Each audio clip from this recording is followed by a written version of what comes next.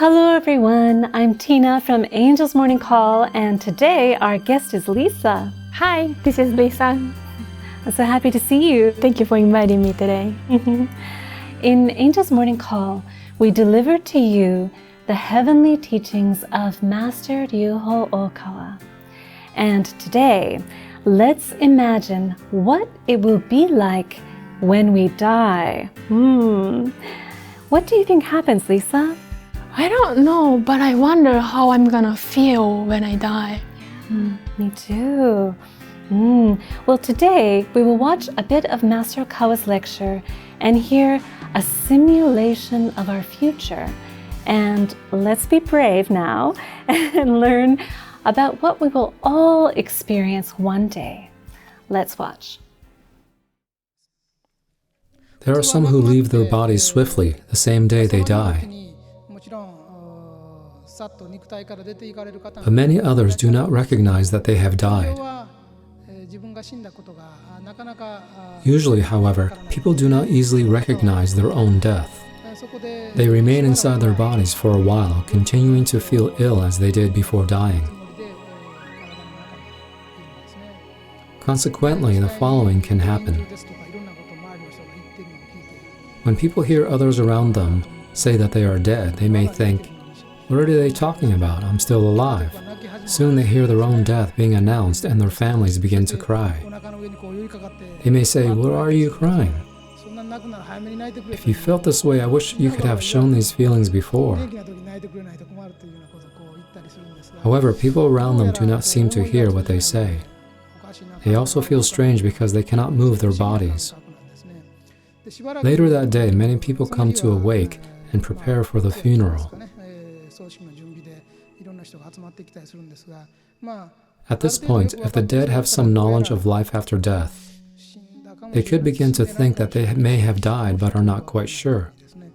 If they have no knowledge of life after death, they still believe that they are alive and suspect everyone else has gone mad.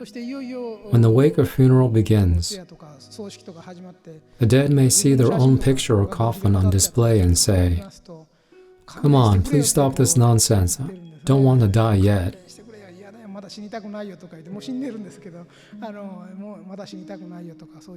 During this time, the soul repeatedly leaves and re-enters the body. The dead remain in their own house for a while, sometimes floating toward the ceiling or roof. But they look down, get scared, and quickly return to their bodies. Human beings have a silver cord, a very fine thread that stretches from the back of the head, which connects the soul and the body.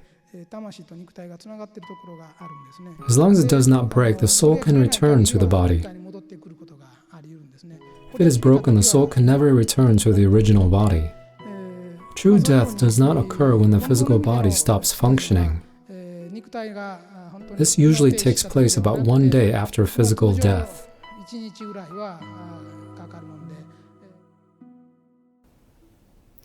Wow, did you like it? It was a very detailed description, wasn't it? What did you think, Lisa?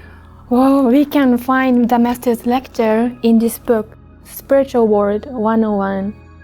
Master said in the lecture on page 18, "When the physical body dies, human beings do not disappear.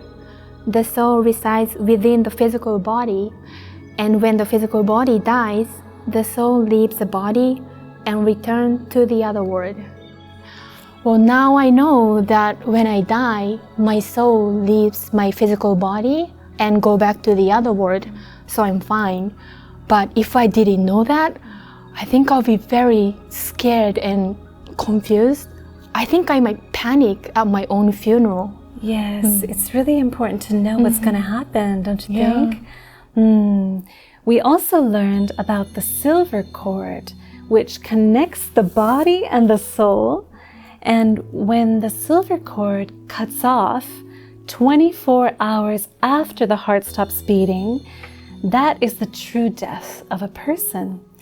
The silver cord is also mentioned in the Bible, isn't it? Master explained it in the lecture like this. Let's take a look. On page 20, human beings have a silver cord, a very fine thread that stretches from the back of the head, which connects the soul and the body. As long as it does not break, the soul can return to the body. If it is broken, the soul can never return to the original body. People who have had near-death experiences say that their souls could return to their body before the silver cord was cut off. Maybe a near-death experiences happens to teach people on earth that there is a soul and an afterlife.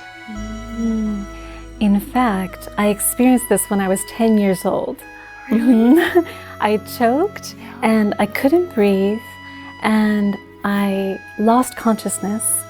And then I remember the scene looking down at my body on the floor and surrounded by very concerned friends and family. And I was just standing nearby and I tried to calm them down saying, "It's okay, it's okay." I did? Yeah. Wow, really? Yeah, and then I came back into my body. Wow, that's interesting. Yeah.